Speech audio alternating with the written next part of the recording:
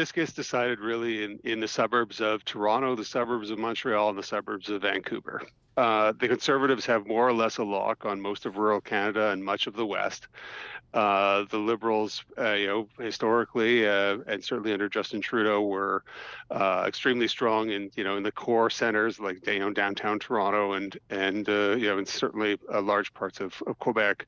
So this is the way to think about this is more like it's the suburbs of Philadelphia. That's the Ohio of Canada. Bucks County. Don Exactly. Mills is the Bucks County of Ohio. That's right. That's right.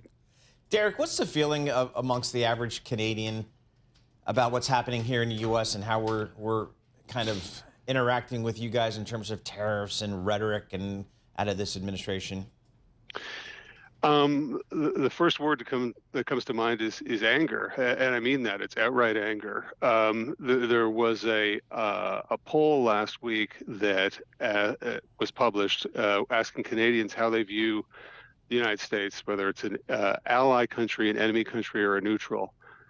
For the first time, I think, ever, ally and enemy are equal. 30% of Canadians believe the U.S. is an ally, 30% say enemy, and most of the rest say neutral. And that is, I think a year ago, those numbers would not have looked anything like that. That is entirely because of the trade war and the 51st state taunts and Justin Trudeau. I mean, every poll that you see shows just a huge level of opposition to anything like a 51st state idea. It's in the 80 to 90% range. It's similar across the country. There is no political appetite up here for discussion about any type of union with the U.S. Good morning on your commute across Canada and America. Derek Clouet with us right now from Bloomberg News in Toronto. Paul? Derek, what do we expect to hear from Mr. Carney here in the coming days and weeks and months of his, going forward?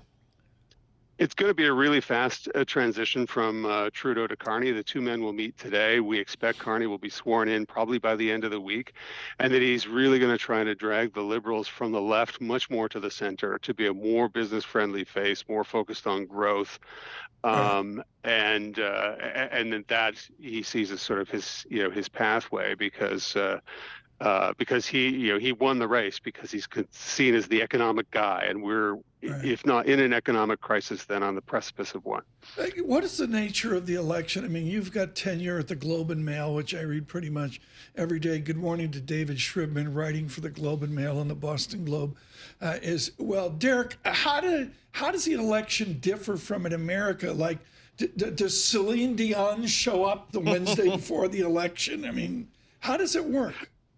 It's an extremely quick election. Yes. When we get into a general election, it'll be about six weeks long.